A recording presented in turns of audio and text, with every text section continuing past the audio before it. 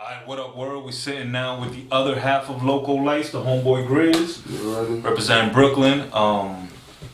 He's the other half of the group, and we about to get into it with him. So, Grizz, thank you for having us, my brother. No doubt, man. Let the people know your origin story, where you from and stuff.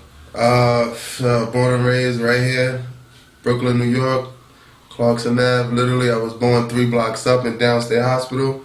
So, you can say I've been a Clarkson baby all my life. You know what I'm saying? Born and raised in Brooklyn.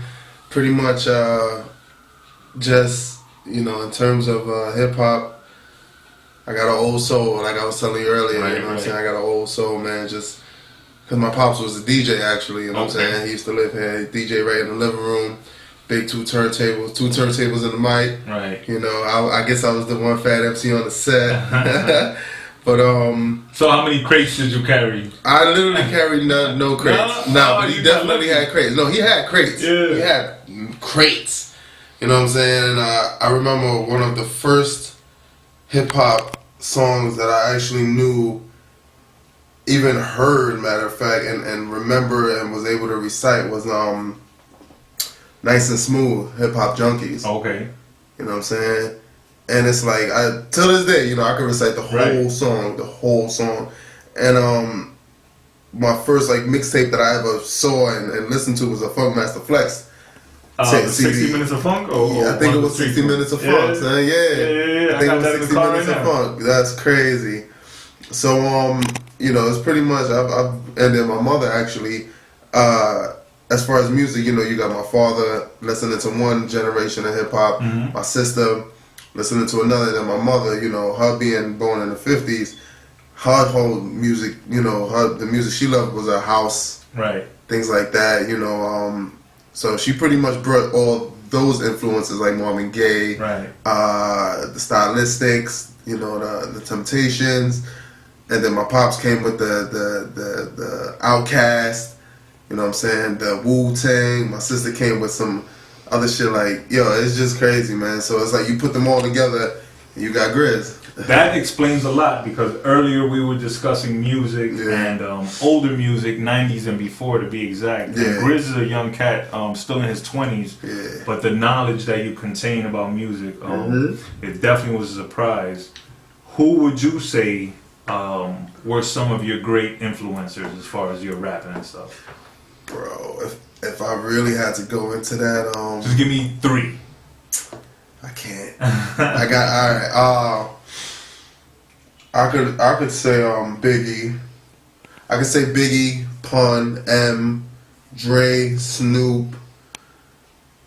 Definitely Big Boy and Andre 3000, Outkast, Wu-Tang, EPMD, Jungle Brothers, Black Moon, Redman, Onyx, and some of the greats. You know what I'm saying? I could go. So when did you decide that it was your turn to pick up the mic?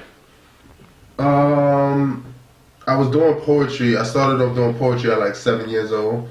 I was doing poetry, just like basic poetry, you know, like I would see a word and then rhyme with it, just rhyme with it. Right. You know what I'm saying? I wouldn't really do much, but then after a while, I learned how to talk about a subject. Okay.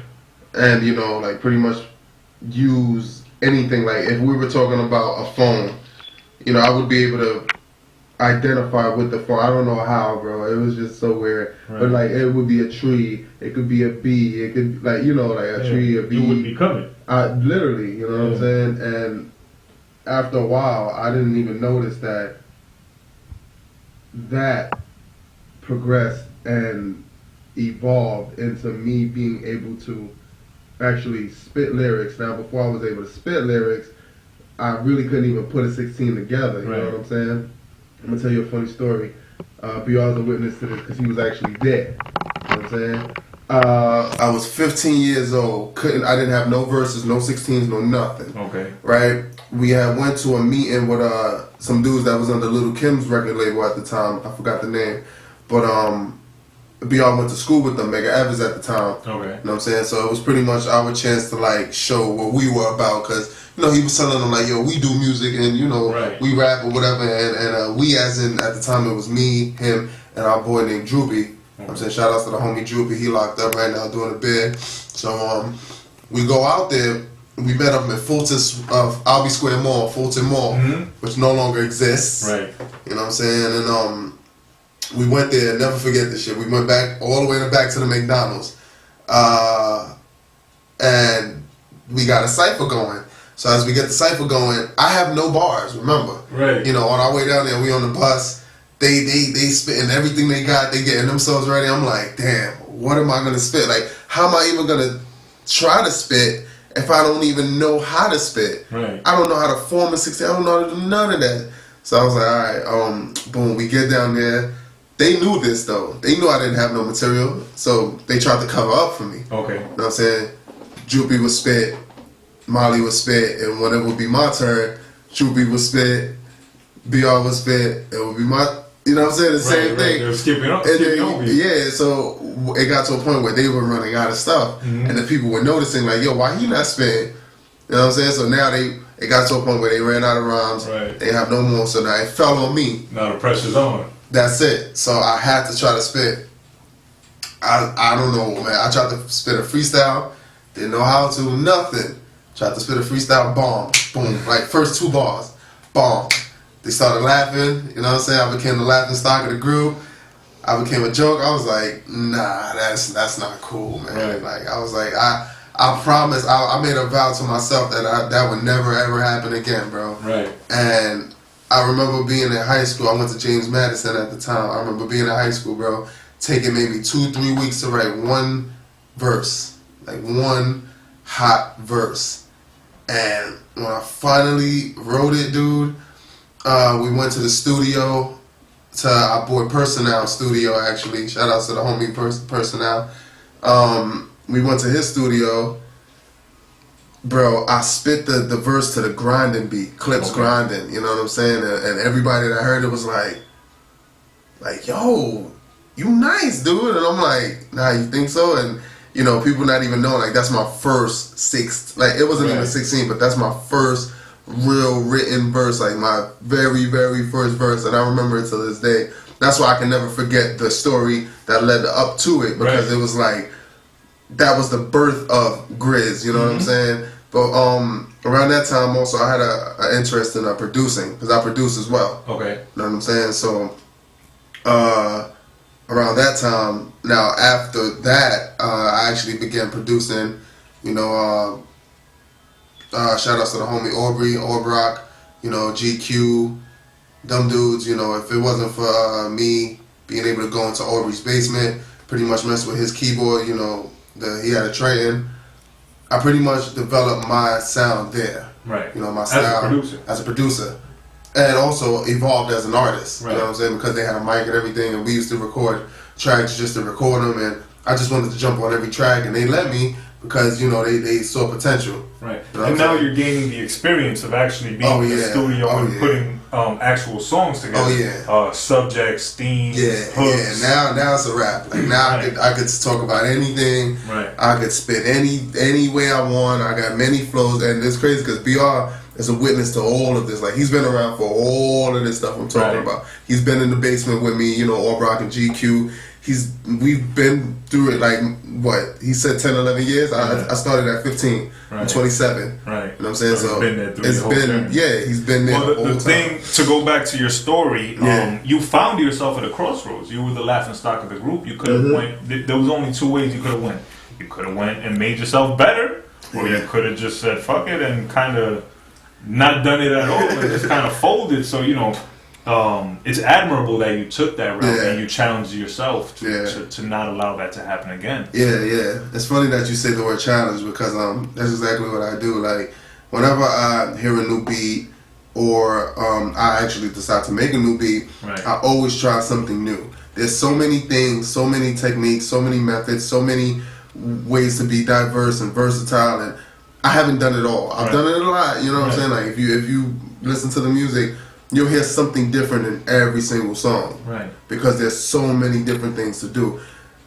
And that's just the shit you know about. Yeah. There's stuff that don't exist yet. Yeah. Sounds and stuff that maybe you be the one to create it. Exactly. And that's what I kind of catch myself doing. Like, I'm a humble dude, you know what I'm Right. saying? I don't be out there and be like, yo, I'm nice, like I'm the best, you know, I'm the best that ever did it, I'm the best. But then it's like the people say that to me, you know what I'm saying? Like it's the reaction I get from the people.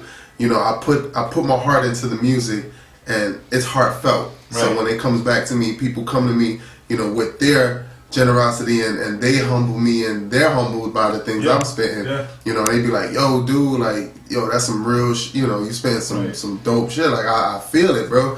And I'm just like, thanks, man. Like, ultimately, the people will always choose. Yeah. You know what I mean? No matter how hard a person or a company tries to influence the people and kind of almost force feed them something. If it's not what they want, they're gonna reject it. Yeah. So when they come to you with honest feedback, that's like really, that's the crowning achievement. Right. You know what I mean? Because you can't pay for that. You can't buy that. Nah, not now.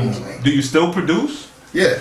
Do you produce for yourself? Yeah, I produce for myself, BR pretty much, and many other artists. You know, I just actually fell back for a while because the laptop I was using, it got messed up. Okay. And that's the funny thing. Because that happened, I actually, you know, due to my love for music, I said I still want to do music. Right. So if I'm gonna fall back on producing, then let me spit. Right. That's it. And you don't need a laptop. You don't need a laptop to spit. Mm-hmm. So I was like, all right, let me keep spitting, and then eventually that led to me now actually putting out my first project, my first EP, entitled 1990 Something. On SoundCloud, you know, so make sure you check that out. You know what I'm saying? It's on SoundCloud. Yeah, that EP was long overdue, bro. Right. But one thing I knew was that I wanted to put not my all, and I said this. I said all the music, and this is a fact. All the music I will be putting out from now until whenever will not be my all. It's gonna be a fraction of it, right? But I still plan on doing an album, an actual album. Right. You know? So it's like a build-up. Yeah. When I do this album, then I'm gonna really go. But it's funny because a lot of people will hear the 1990 something project and be like, "Yo, it sounds like an album." Right. And I'm just like, it does, but it's a long overdue. So I put a lot into it. Don't get me wrong, but I didn't put my all into it. Now, with the title being 1990 something, is that the theme of the album, or is it? Would you almost say like a concept album? Yeah. That is based in 90s sound and stuff. It's pretty much being that most of the music that influenced me was 90s music. That's the style that I've adapted. You know what I mean? And that's the style that I also project. So on 1990 something, I'm pretty much projecting 90s flows. You know, the production is also like, it has that 90s feel, but it's still relatable to the kids today because it's just good music. You know what I mean? And good music, in a sense, it's always relatable. You know what I'm saying? It's always relevant. And it doesn't need to be categorized. Yeah. But no, it's definitely influenced by the 90s. You know, my upbringing in the 90s. BR's on it. You know, matter of fact, he's the only feature on that project. Okay. You know what I'm saying? It's a 6-song EP, and he's the only feature on the project. Did you produce any of those tracks? Nah. Okay. Nah, I grabbed all those productions from other producers. Okay. But actually, I am working on another EP. Nah, it's more like an LP. Right. But it's gonna have a lot more tracks, a lot more features. This first EP, you know, 1990 something, was personal because it took me so long to do it. So I said, if I'm gonna do it, you know, aside from doing that, I'll leading up to that EP, I was doing a lot of features. You know, a lot of features on a lot of people's songs. You know, my boy Big Fifth. You know, shout out to the homie Big Fifth.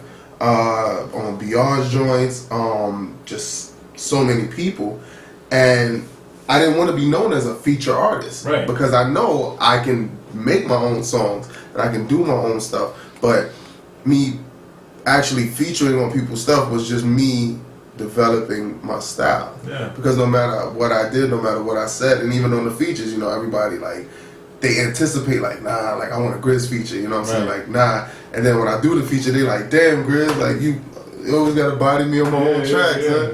But I'm like, nah, bro, it's not even like that. It's just I'm testing myself on your stuff. You know what I'm saying? I'm trying something new. So when I do release my project, it's gonna be everything that I've worked on, you know, as far as developing my style and just everything as far, you know, creativity, everything is going on my project, you know what I'm saying? But I never have stepped on their stuff either. Right. Well, you got to remember the features are, along with you testing the waters, the features are what's going to help you develop a fan base. So when your project does come out, these people that have heard you on 10 other songs, they're already anticipating the solo project. So definitely, I mean, that's a great way to go. Yeah, man. I mean? So now the follow-up project, the LP, are we looking at a 2016 release? Nah, it's gonna take 2016. Where we at? Yeah, like in May now. We in May.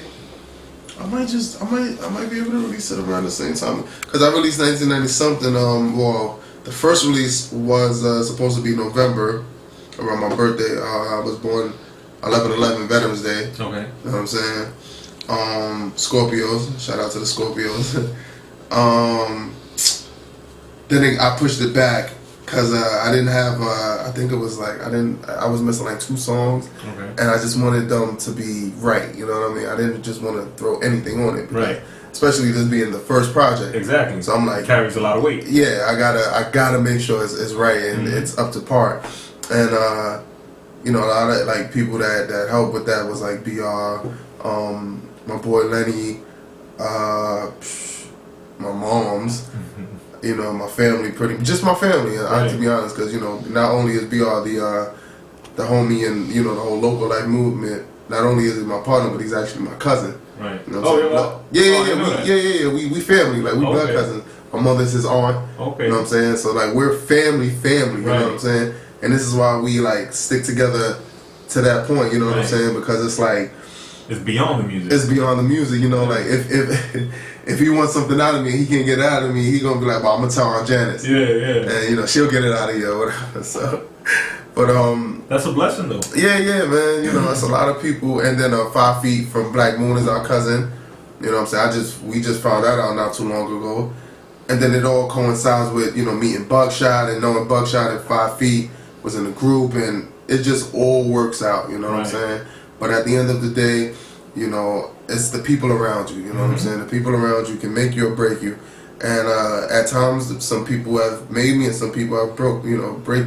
Or attempted to break. Attempted to break me. But at the end of the day, I'm a humble person, so I try to overlook emotions, you know what I'm saying? I don't really let emotions be the first thing that strikes me in terms of when people get emotional. And, you know, they may say certain things out of emotions and things like that. They make bad decisions. You know, so it's like when they say certain things, I'll hear it and I'll be like, whatever, you just emotional, like, you know what I'm saying? I'll come to you. And that's the best way to do it. So it's like, you know, as far as the music, all of that goes into the music, you know what I'm saying? Me being humble, the way I think, you know, the way I am, the way I act. All of that goes back into the music. And it's a reflection of your character. It is definitely, man. So I put that out there. People feel it. They come back with the feedback. And it's a cycle, man. Well, you know what it is when it comes to music? The best music is usually the most honest music. You know what I mean? That's a when fact. you can feel the person's pain or the person's actual joy coming through, that's what makes you feel it. Because I say good music comes from the heart, not from the head. Exactly. Yeah. No, and that's where the connection is built. Yeah. No, you're absolutely right, man. I definitely try to put my heart into it. You know, I make sure that whatever I think about writing is real. Right. I always, you know what's funny? And this is the first time I'm going to say this. BR knows this, but I always say I spit real stuff and I never lie, so nobody could pull my cards. Right. You know what I'm saying? Yeah. Nobody could pull your card when you tell the truth. I got that from 8 Mile, Eminem.